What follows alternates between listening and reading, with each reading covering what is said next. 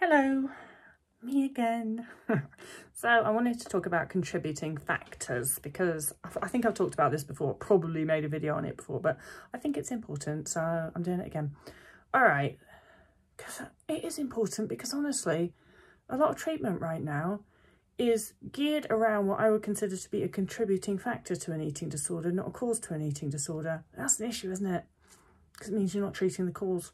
So what would I consider to be a cause of an eating disorder? Two things. One is a genetic predisposition to an eating disorder. That's been scientifically shown. And the other one is energy deficit. So if a person has a genetic predisposition for an eating disorder, but they never go into energy deficit, they won't develop an eating disorder. If a person goes into energy deficit, but they don't have the genetic predisposition for an eating disorder, they won't develop an eating disorder, right? Okay, got it? So those are what I would call the causes of an eating disorder because they have to be there in order for an eating disorder to be developed. Now, then we've got to look at, well, what's a contributing factor? A contributing factor, as far as I'm concerned, can be anything that contributes to a person going into energy deficit. So, yes, a contributing factor can be our fat-phobic, fucked up culture. That's definitely a contributing factor because for a lot of people, it is that causes them to want to go onto a diet or restrict their food intake or do anything to suppress their body weight because of our culture says that thin is good, right? So that is definitely a contributing factor to energy deficit. For a lot of people, most people, we could probably say, with eating disorders, the thing that caused them to go into an energy deficit was the desire to lose weight as caused by our culture. Contributing factor. Is our fucked up culture a cause of eating disorders? Actually, no, it's not. Because it's a contributing factor, not a cause. You don't have to live in our culture, which is fucked up, in order to develop an eating disorder. It's a contributing factor to energy deficit. So we've still got energy deficit as the cause and our fucked up culture is the contributing factor that causes energy deficit, right? It's not a direct cause, it's a contributing factor. It's a cause to energy deficit. Difference. The reason it's an important difference is because if the approach to treatment is that, oh, we only identify the contributing factors and we think that they're causes, and so we treat them, you're not going to get a person recover from an eating disorder. You have to actually treat the energy deficit because that's the cause of the eating disorder. And so the problem that we have is that a lot of talk therapy focuses on contributing factors. Another contributing factor that's quite common to eating disorders is trauma. Something awful happens. You don't want to eat. That's kind of normal. If something really traumatic happens, not feeling hungry, that can happen too. Although actually some people, when something traumatic happens, want to eat, and that's pretty normal as well. So I shouldn't use the word normal. Let's just say it's something that can happen. If you have a traumatic experience, it can be a response that you then don't want to eat.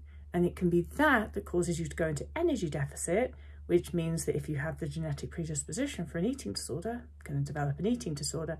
Is the trauma a cause of the eating disorder?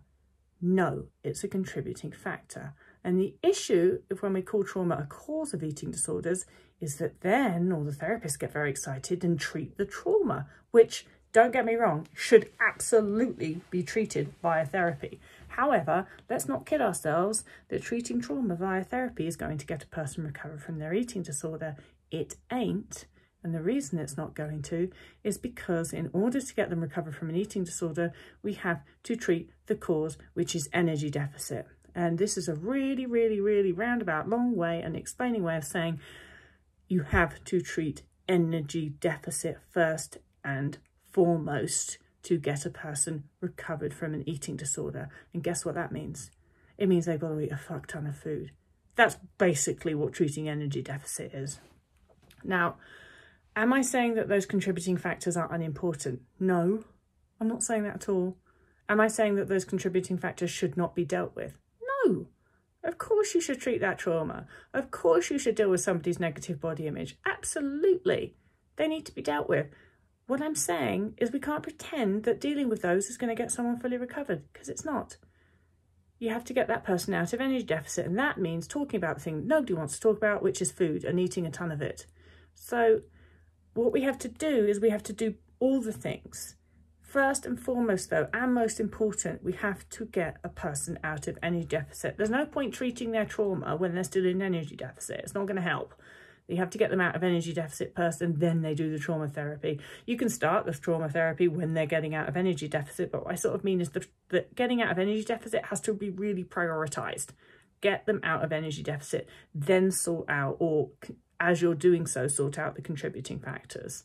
But don't just focus on the contributing factors and expect the energy deficit to magically amend itself, because it's not. It's not going to. It has to be addressed. It can't be the elephant in the room.